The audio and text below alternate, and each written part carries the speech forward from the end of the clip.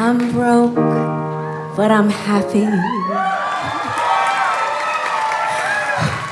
I'm poor, but I'm kind. I'm short, but I'm healthy.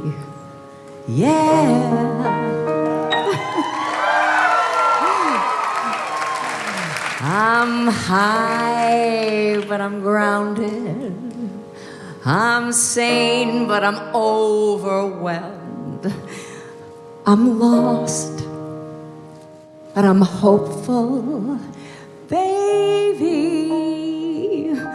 what it all comes down to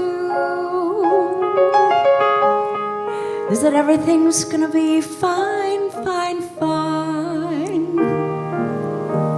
'Cause I got one hand in my pocket and the other one is giving a high five. I feel drunk, but I'm sober. I'm young and I'm underpaid. I'm tired, but I'm working. Yeah. I care, but I'm restless. I'm here, but I'm really gone. I'm wrong, and I'm sorry, baby. What it all comes down to is that everything's gonna be fine, fine, fine. 'Cause I got one hand in my pocket and the other one is flicking a cigarette. What it all comes down to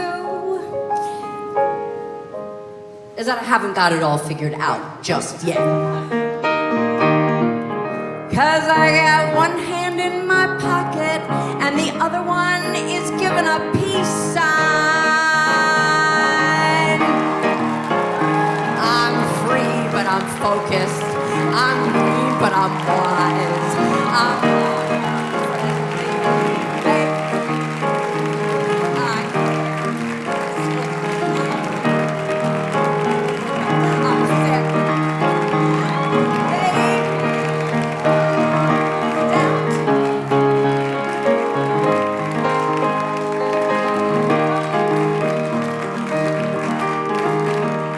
I got one hand in my pocket and the other one is playing the piano. Give it up for our Lady J. What it all comes down to, my friends, is that everything is just fine, fine, fine. 'Cause I got one hand in my pocket and the other one is hailing a taxi cab. Yeah.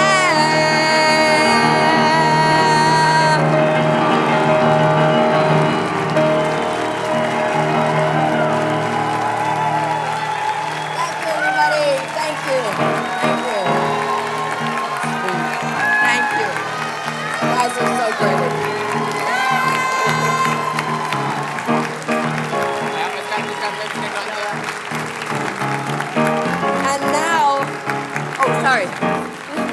And now, everybody, please give it up for the lady who wrote this song, Alanis Morissette.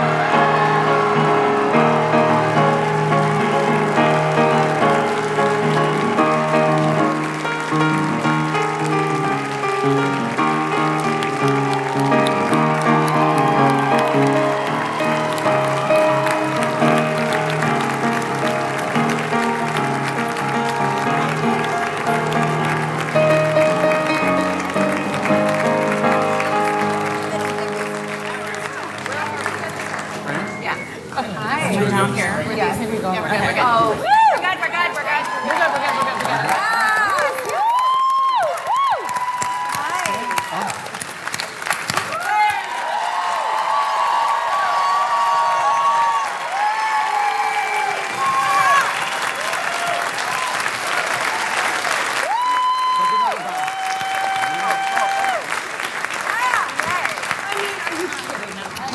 And you. And you. Thank you.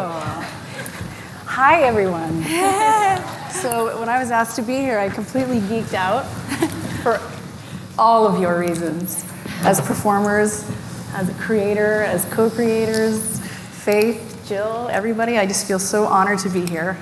And then, when I heard that Hand in My Pocket was going to be used at the end of the season, I was so excited, and my ego wanted to see that episode so badly. But I had to see your performance in context with your whole character's journey. And in this particular season, you're following suit with what winds up being the effect of Maura's transition by breaking out into your own self-defining period in your character. Can you tell me a little bit about that? Yeah, I would have to say that, you know, as we go along, Jill and our writers and our directors and the entire cast, I mean, what we do is we work on where somebody is coming from psychologically and how they make their movement. And one of the things that Jeffrey said in the very beginning of the show was when Maura comes out, the movement toward everybody having the question of when or if they will come out is really the process. And one of the things that they did this year, this season, this third season, was they had literally to shell and back, coming out of her shell. And you see the episodes about the turtle and how the turtle has been in the house for all of these years. And this is the family moving and breaking out.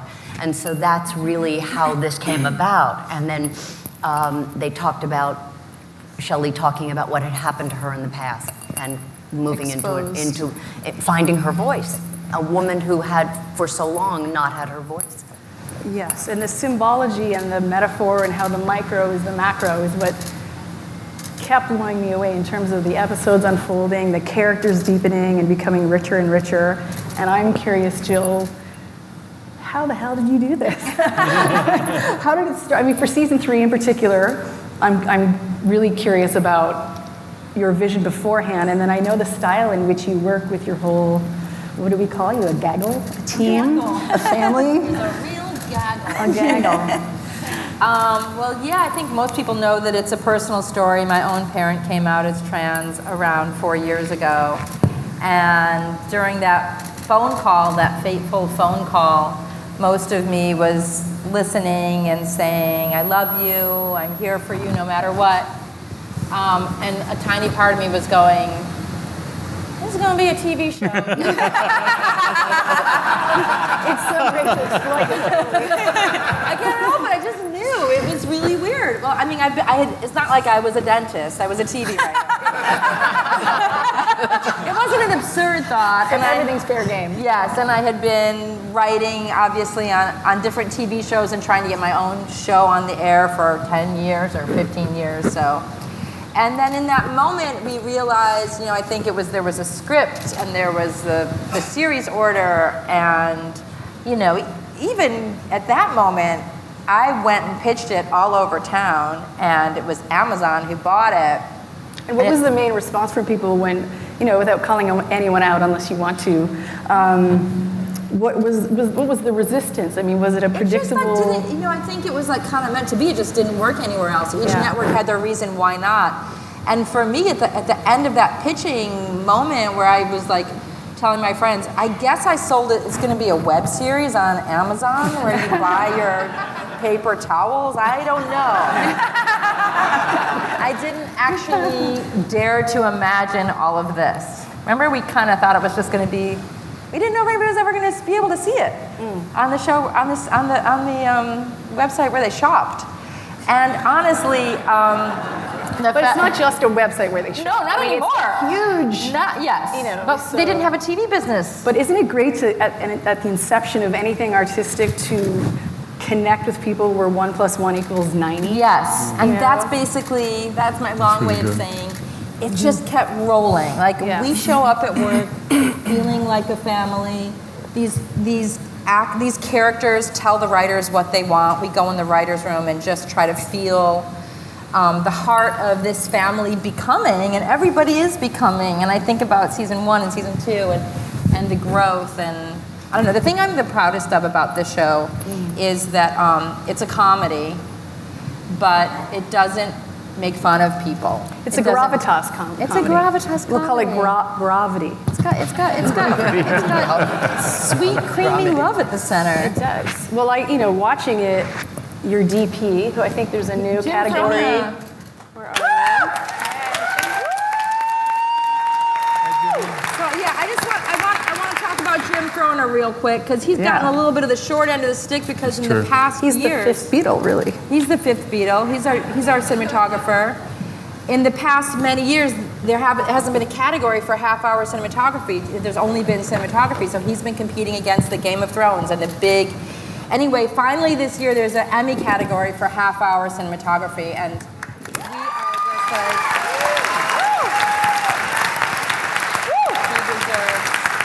All the statues. Yeah, that him being the fly on the wall, but not so much a fly on the wall too, because it's gorgeous, but also you're there with everyone and capturing every subtlety. Yeah. So is there any degree of any improv? And you say the actors and artists work with the writers beforehand. Is that a back and forth repartee? Like, I just don't believe she would do that? Or? Yeah, it doesn't. It never really gets like to that because it's not Yeah, it's not like what the fuck. Well, it is improv. But we are very clear on what the emotional beats are. We do a big sort of session at the beginning of the season where we map everybody's emotional journey and the beats of the season into movements. And then each episode has beats and movements, and the scenes have beats and movements. And so we know exactly where we're going. And of course, we love our amazing scripts. But we're always using the script as a starting point to allow the actors and to find their way into what I think sometimes feels a little bit more almost like a documentary. Mm-hmm. Like it's captured as like we're human with you guys. Yeah, right. So beautiful. And this was a big moment for you. I'm imagining, projecting. Are you kidding me? To put it lightly. It was like pre-transparent and post-transparent. I was going to say, is it a pre and post experience for you? I met Jill at the famous Pan Quotidian on Ventura Boulevard. The famous. And I threw myself at her. She couldn't get a word in. I went, I'm in. I'm in. I'm in. Yeah. I'm in. I'm in. And that was it. But it's, she's given me the responsibility and the life. It's a big one. The life-changing role. And is it true that just being part of the show and working with Jill and the whole team, it turns you into an activist? I know you've done a lot of activism around the LGBTQIA community for a long time. That's right. And I would think just being part of this community. It really we had an interesting beginning this year. There was an election.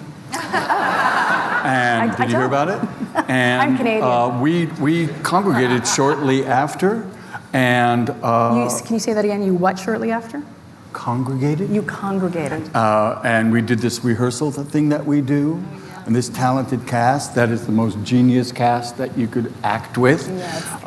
Unbelievable. And I just want to say that anything that's happened tomorrow is not only virtue of the writing and the great creation, but acting is not only what you send, it's mostly what you receive. And to be in the honor of this cast is one of those most amazing things. But we are political by our stance. It's wonderful to.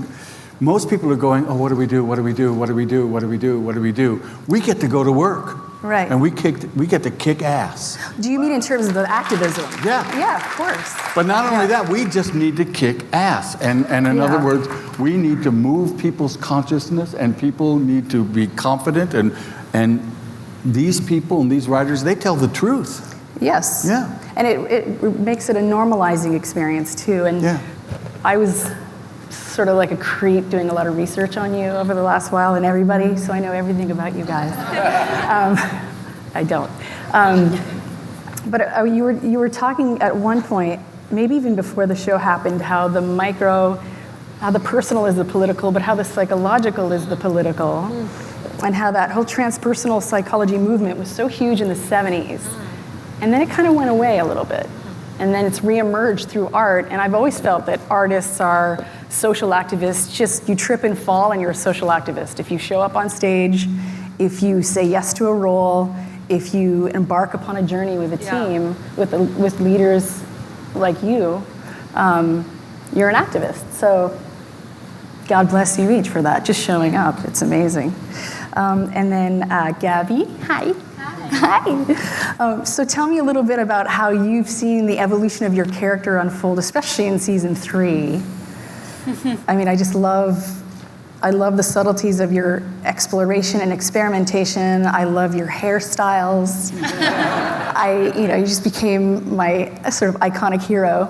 Oh, wow. It's part of why I had the bravery to cut my hair. But anyway, beyond the shallow, fashiony fun part, just watching your character test everything out and then land somewhere to the point where it's the opposite of, your character becomes the opposite of aloof in a sense, and becomes even interdependent and with Cherry Jones's character, like, I don't even use the word needy, I just mean caring.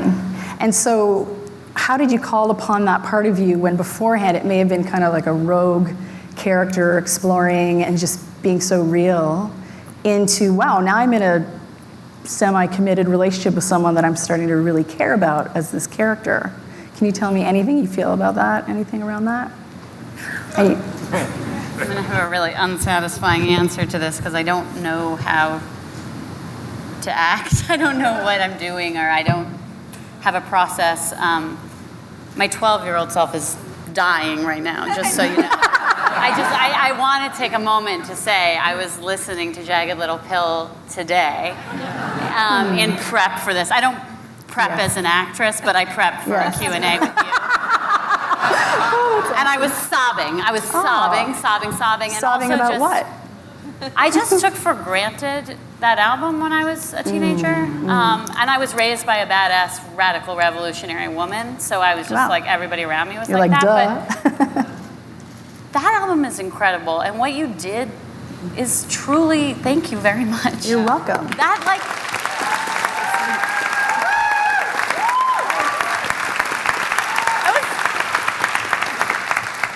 I was listening, I was driving along listening to the lyrics, all of which I know better than anything I learned in the 15 years of school I was attending at the time. And I was thinking, God, this is part of my education as a human being and as a woman. And I was moved to tears, and I really wanted to thank you. Bless you. Extraordinary. Also really fun to sing at full volume on the PCH. Do I still have to answer the question? No. I don't care about my question now. I'm all happy. What question? No. To each person on stage, what did you think of Jagged Little Pill? What do you think of me? The whole thing just takes a turn. Well, actually, it does bring up an artist to artist conversation around, when people say, "Wow, what you did was so brave." I don't know how you all feel, especially being first transgender writers on shows, first transgender actors. For me, at the time and still now, it doesn't feel brave. It feels like an imperative. It feels like a mandatory. So I'm curious, both Alexandra and Trace. Yeah, Alexandra's not here. Oh, she's not? Trace is, yeah. Yeah. Oh, hi, Trace. So for you, can you tell me a little bit about the degree to which this felt like activism being taken on versus artistic expression? Was it a combination thereof? What are you noticing through this process for your own heart and self? I think for me, it's activism is not really a choice. It's about survival. Yeah. I think about all we're going through with bathrooms right now, and my trans sisters being slaughtered in the street, and my journey up and through losing my relationship with my biological family at one point, and finding chosen family, and my journey through survival sex work and finding acting, and then finding this show and being able to literally be transparent in my own life and own everything that I am. I don't think it's a coincidence. I think it's fate. And so I think the universe kind of conspired and knew that being that my heart is so close to activism, and it's really a survival for me and my fellow trans people, that I ended up on a show like this, where we do activism through our art. So yeah, it's deeply personal, especially episode 6 was deeply personal for me. Gorgeous performance in that. Thank you. Yeah.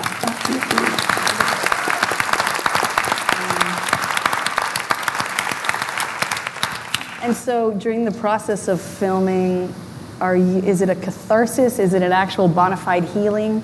You know, I have this small theory that art is cathartic. It's not always healing. You know, I'll sing certain songs on stage for years in a row, and then if that person whom the song is about were to walk in the room, I'd still have a little freak out. And it's more, you know, my poor husband and my really intimate friends, I'm doing the heavy lifting work there. But in this context, it is so relational on this set, as I see it anyway. That's my guess and what I've noticed. But lots of healing happening, catharsis. Is it? I think the healing comes from the product that was kind of like birthed on set. It's sometimes it feels good to feel the pain and let you know you're alive, and to be able to get material like that from our writers. I think that's everything that an actor wants, is to be able to really have that kind of material so they can dive to the depths of what they've been through and throw it up on film for everybody, and like, hey, we're here, like, see me, see my struggle, see that this is real, see what it's like for people like me. You know, how can we have hope if we don't see ourselves? How can we feel lovable if the world doesn't know what we're going through, and the stigma that's attached to loving women like me, and also that added layer of Shay disclosing her HIV status, and, you know, how to stay happy and have self-worth through that. Yeah, in a context that... Yeah, so it was a gift. Of course, it was a painful 2 days. I mean, shooting that episode in Palmdale, which was barren, Jay and I were just like, oh my God, if I can do this, I can do anything. Because we were sunburned and it was cold, and that last, climactic scene was in this white reflecting pool. And could barely keep our eyes open, and the wind was going crazy. So I'm so thankful I had Jill with me that day, because her directing is incredible. It's like, she was 20 yards away from me shouting at me, and I'm just like, throwing up my emotions, and it was just beautiful, this beautiful perfect storm, literally. And of course it hurts in the moment, but it also feels good. It feels good to make art like that. And have you had a lot of feedback from people in your transgender community coming up to you, thanking you, crying with you? Yeah, it's been overwhelming, I can imagine. Particularly trans women, because I think we've been pushed to the margins for so long and deemed not worthy, not lovable. Our lives are not worth quite as much. And just to be able to see yourself on TV means so much. I think that that's something that a lot of minorities will relate to, is just, seeing yourself, seeing that we are human. Because a lot of people may not know a trans person in real life, but at least they can turn on Amazon and see me and Alexandra Billings and know that we have trans people in the writer's room with Our Lady J. Our Lady J.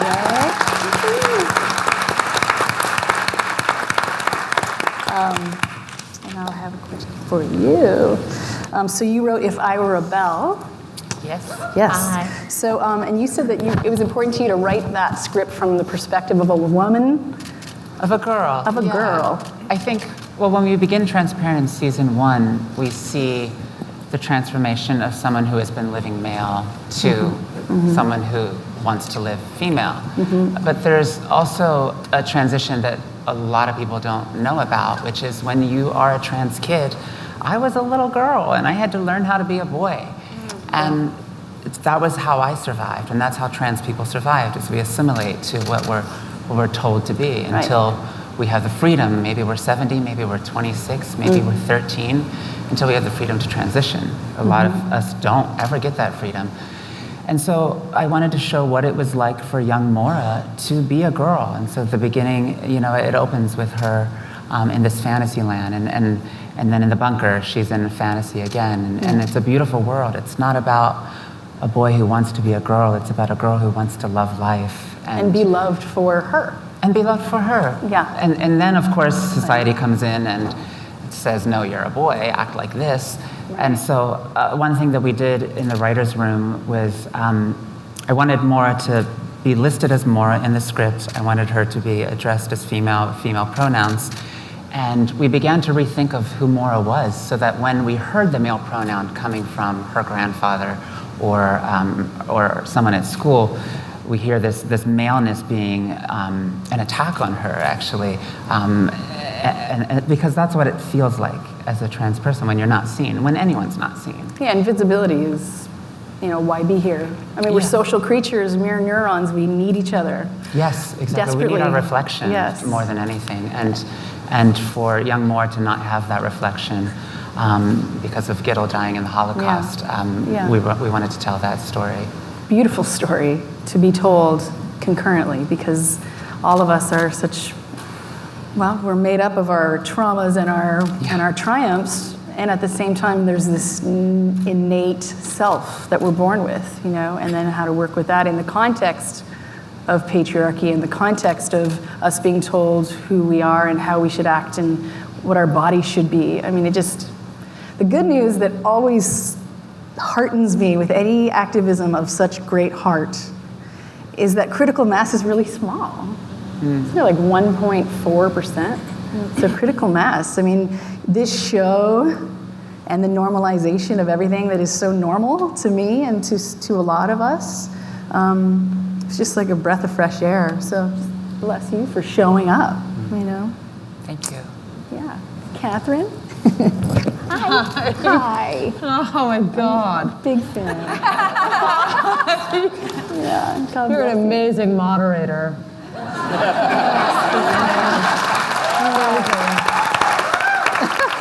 It's probably, thank you. It's probably because I'm not a moderator. I'm just Canadian and very curious.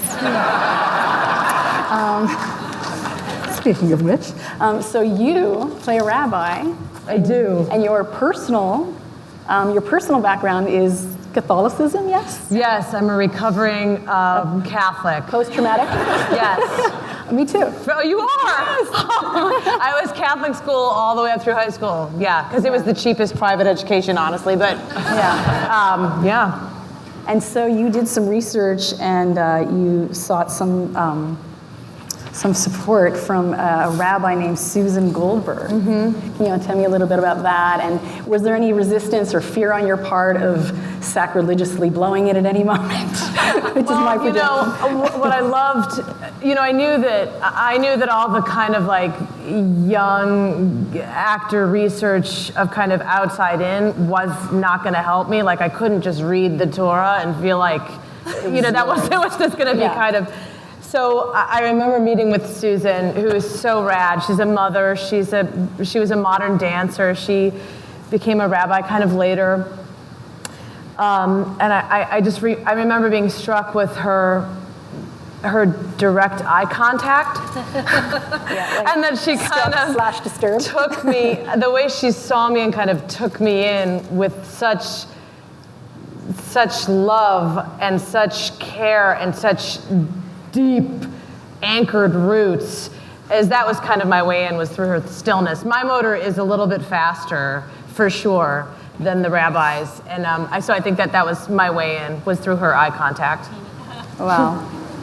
Yeah, because there's a silence to how you perform so many moments in the show that,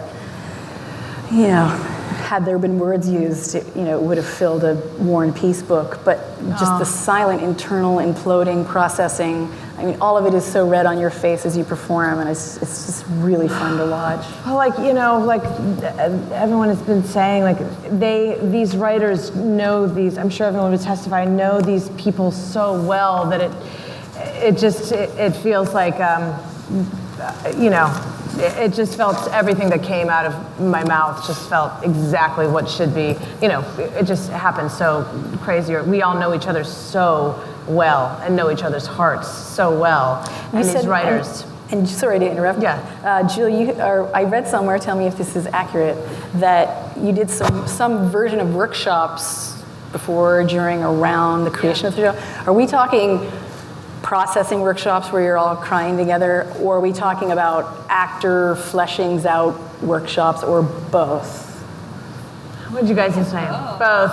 I think both. It's like humping and Humping, crying. less than crying. Yeah. Okay. So humping as catharsis? Yes. Dry humping and crying. Yeah. My dog knows that That's one one really of the well. things I think that one of the things we rescue from the world of theater is like acting. You know, a lot of times actors will come to our set and they'll be like, "Oh, you guys are you're really doing the, you know, like we're really doing some of the basic Craft stuff. Yeah, it's Stanislavski or Stella Adler, and we just kind of lay that stuff out there. We don't overdo it, but we are doing technique, and Like a spattering of techniques that you no, we're learned playing. over- It's called playable actions. Okay. So if anybody who's an actor here, we always know what our playable action is. Can you say what that is? It's what are you doing to get what you want. It's a verb you can feel, and every actor is playing a playable action in every beat of every scene, and every scene of every episode. They have an action for the 5 movements of this season, so everybody knows. Their We're all arc. playing actions. So when we want to make adjustments, we adjust the action. So simply just rescuing some basic, acting technique and bringing it onto the TV show is strangely revolutionary for many actors who show up to their shows and it's like, stand here, say this, say it again. Now it's the other person's turn, and thanks for coming. Well, it's the inside out approach. Also, too. Yeah, It's like yeah. coming- It's definitely from the inside. So yeah, we kind of don't overthink it, but we do overfeel it. which is great. So you got your heart chakras spinning while you're working. exactly. And then- it feels very loose. And that's great. And then your style of yelling things out and just kind of keeping the energy moving and everyone at the edge of their seat. I mean, that's how I receive it. That's so there was good. not a millisecond that would pass by as I was watching every episode more than once, binge and otherwise. There's not a moment where I couldn't pause it and say 25 things that were going So on in that cool. scene. Well, I'm not responsible for any of it because I'm seriously not. I Tell could me never why. come up with that many. I watch it too, and I'm like, holy shit, what's going on? It literally is more of like a conjuring of a feeling of freedom and play, and a kind of dismantling of certain filmmaking rules, like. You have to go fast. You're running out of money. You're running out of time. You're running out of light. All these things that are on most sets, we just turn all that noise off. And as a director, I don't go to the set to think, "Here's my script. They better get it right." And I don't stand in front of the monitor making sure the lines are right, and I don't point at the monitor to make sure the actors. You're not sitting there like this. No. And if people are, I go up behind them and to uncross their arms and I You pull do their somatic shoulders back. Because I'm like out there just surfing on the joy of play. And so then I'm open to my instincts, and we're literally, it's like play. But it's play, I think, based on the fact that one of the most masterful things you can do as a leader, in my mind, is just hire and work with other masters. Yeah. So that you don't have to be control micromanager. Yeah. You can be your own genius self and then just look around at your fellow geniuses and just think, wow, this is really fun. It's exactly right. It's so fucking It's so fun. freaking fun. Real life is hard, but directing this fake family feels effortless. And Amy. Okay, so Sarah is such a fun wild ride to watch. Yes. And, without getting too personal, which of course I want to get really personal, but... Jeffrey's staring at me already, making sure I'm not too self-deprecating. He's gonna kill me. Is that your go-to? It's like, don't do it, Amy. Don't yes, do it, I'm Amy. here. Yes, I'm here. I'm an actress, and I belong here. Yes.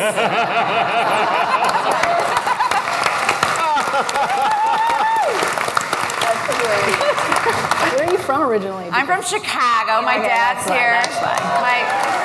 My best friend from when I was 5 is here. Yeah, Jill actually is also from Chicago. Faith, her sister's here. Yes.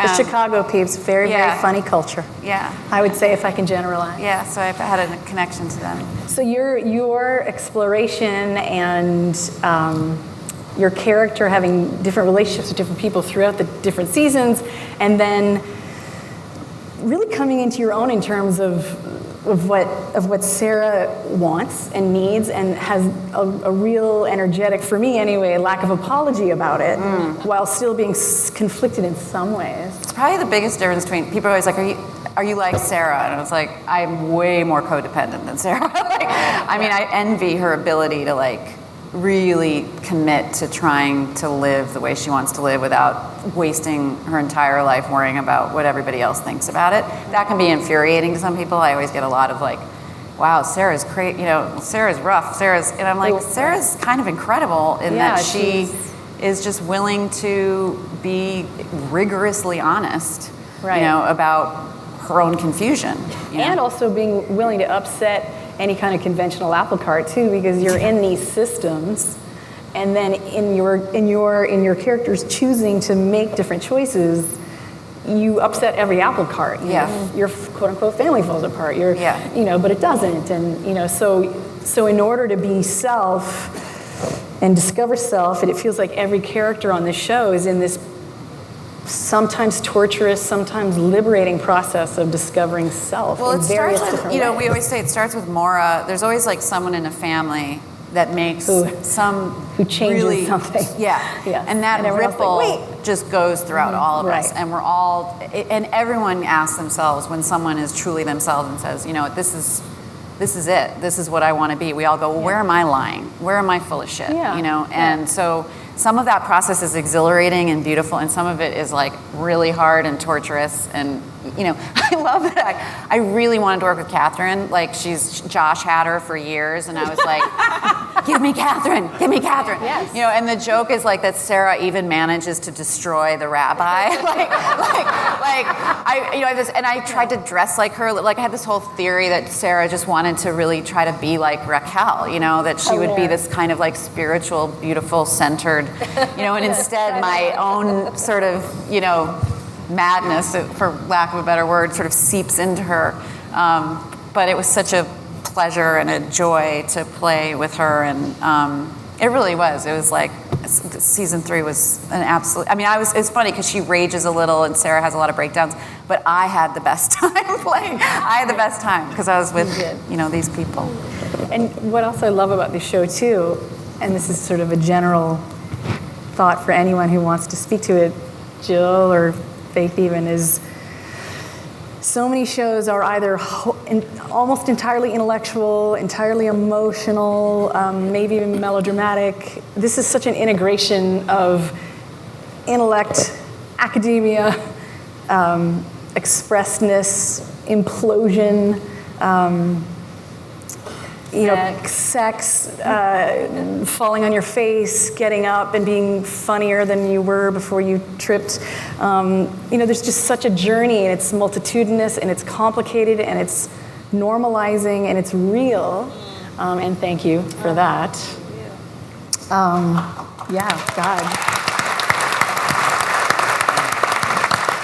And so, Can I just say something in response to that? please.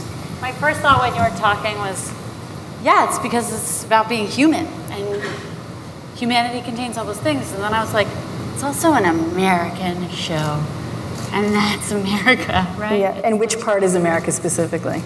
That it's a beautiful mess. Like a and that we're dysfunctional falling party. on our face, and we'll get back up. Yeah. And it will get more and more interesting and richer and deeper and funnier, and it's tragic right now, but it really just occurred to me, we are a fucking American show, and it's gorgeous. Yeah. And it's really heartbreaking. It's heartbreaking. Also, and it's full of humor also, Yeah. and it's also about resilience and all of these things that we've been talking about, but I'd honestly never thought of it that way before. Of course it is, but it was a bit of a revelation for me, so I thought I'd share it.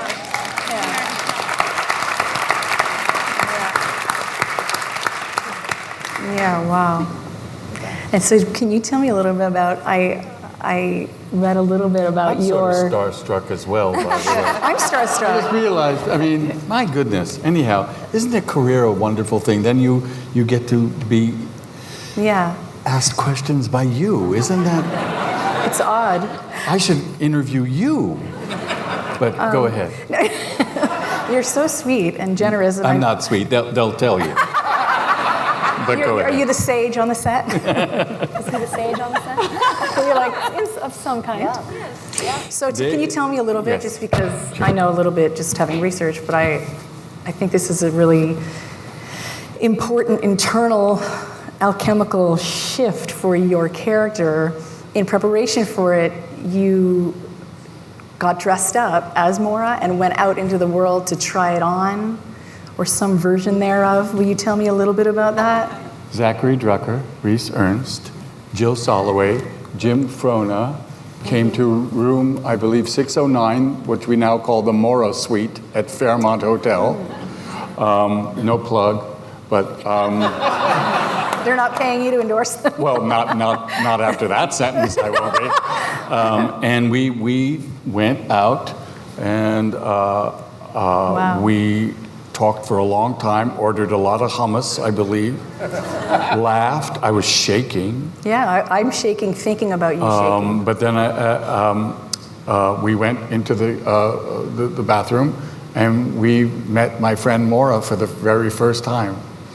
And I remember it was an amazing thing because she was very shy and she would keep looking down and she was afraid to look in the mirror, as I was.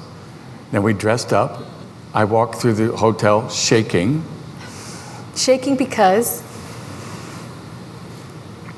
I was nervous. I was afraid that I was going to be looked at, laughed at, otherized, all of that. But then it was like an exponential life. It was like an acting lesson. It was like slammed into my face.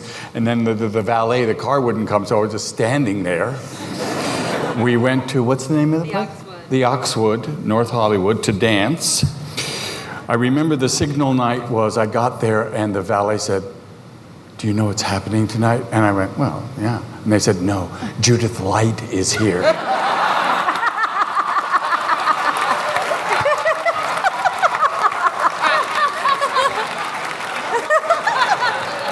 Oh, that's great. Oh. So then we danced and we had a great time. And I said, never, ever, ever forget this moment because Maura shakes. We're 4 years into it and she's still shaking. Yeah. And it's because she's alive. I realized for the first time, I was so nervous playing this. My hands were shaking. Then I went, oh, that is Maura. I don't have to put my hands behind my... And she shakes every day of her life. And then, of course, I, a cisgender male, assaying this role, the huge responsibility, it's double shakes. And that never goes away, thankfully. As a representing force for something that was the whole transgender community a new foray for you? Had you been doing activism leading up to it, or was this just? Well, I thought I had, but Okay. I thought I knew things, but I know nothing. Yeah, me too. That's the great, but either does Maura. She doesn't know how to put on. May I be frank? No, I'd like you to lie to me. Do you know that I thought, I don't know why a person would think this, but I actually thought, well, you know, I've transitioned to, obviously I know how to put on makeup. What a ridiculous idea that is. But that Maura doesn't know how to make up her face. Doesn't even know what so everything, what it does. I love those scenes. It makes the actor and then the person more alive. So it's like... what, the act of doing... The whole thing, just being 72, coming to the set and just going, how do I do this scene? How do I... 72?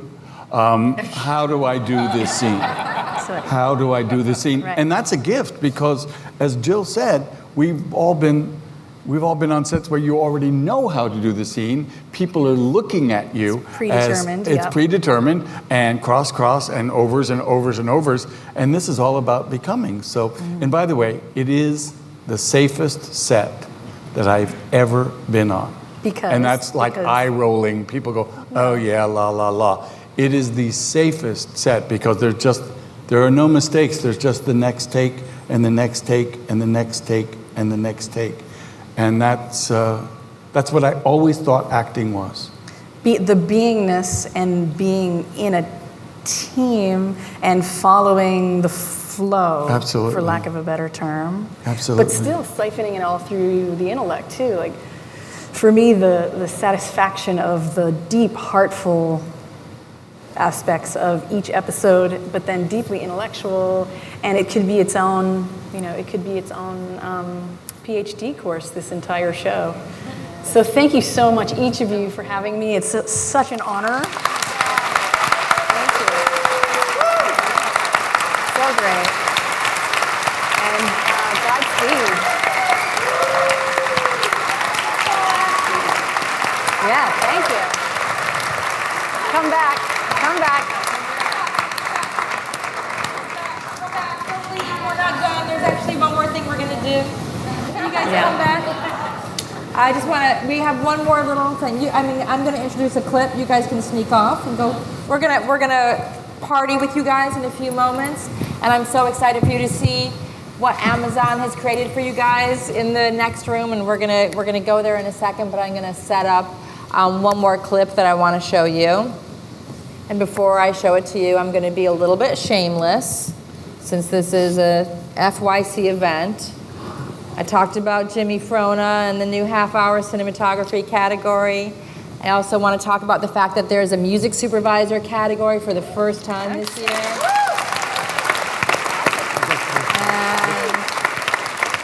And is Bruce Gilbert here? He also happens to be my baby daddy, so I think he's putting my son to sleep. But he's the music supervisor on Transparent, and the music on the show obviously has been amazing, and we hope you consider him. Can I ask a question on his? Yes. Is it story first, music second, or is it? We have lived together for all these years, so it's theme first. Theme first. It's theme first. He comes up with a hard drive around the emotional truth of the season, and he gives it to the editors, and they start to put it into the cuts, and we listen to the playlists as we write, and it's just totally holistic. So I just want to remind audiences about the music supervisor category. I'm going to do a little bit more shameless promoing Amy Landecker's performances.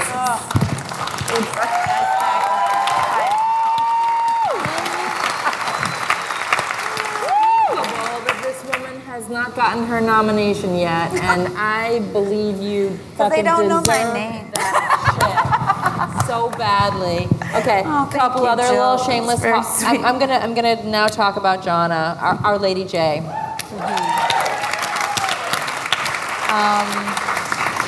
When you joined the writers' room, and when we had your presence in the writers' room, when we finally had your voice and your heart in the show, it transformed the season to have a trans writer writing Maura's heart and Maura's soul.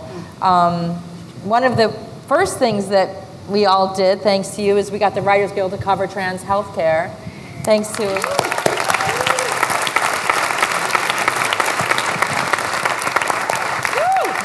thanks to We wrote a lot of letters. and now the Writers Guild covers trans healthcare thanks to Our Lady J. But much more so, she's, as you can see, an amazing pianist, an amazing songwriter, an amazing artist, but also an amazing writer. And so as we head out to meet you guys, we're going to leave you with one more clip. And this is from episode 8, If I Were a Belle. Which you wrote with? Which she wrote. Oh, you wrote that one. Faith and I. So my You sister. guys So wrote Faith, one do you too. want to wave real quick? Here's my sister Faith.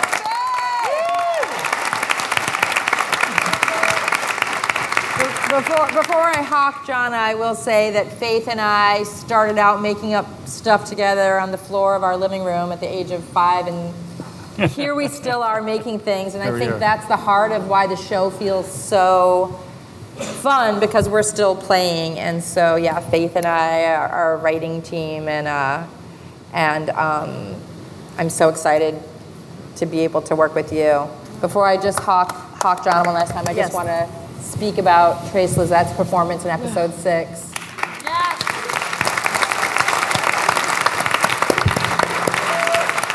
Directing you in that scene in the pool, and what you brought to that moment, I believe it would make history if you were recognized for that performance. It's just so unbelievable and so beautiful and so remarkable. And also, speaking of making history, I think that were you nominated, you would probably be the first trans writer to be nominated for an Emmy award, as far as I know anyway. She brought so much to this episode. And so we're going to show you a little clip from episode 8, which goes back into Maura's history. And then as soon as you guys get done seeing it, you can come around and we'll be back there to meet you all. So thank you guys all so much for being here. Thank you.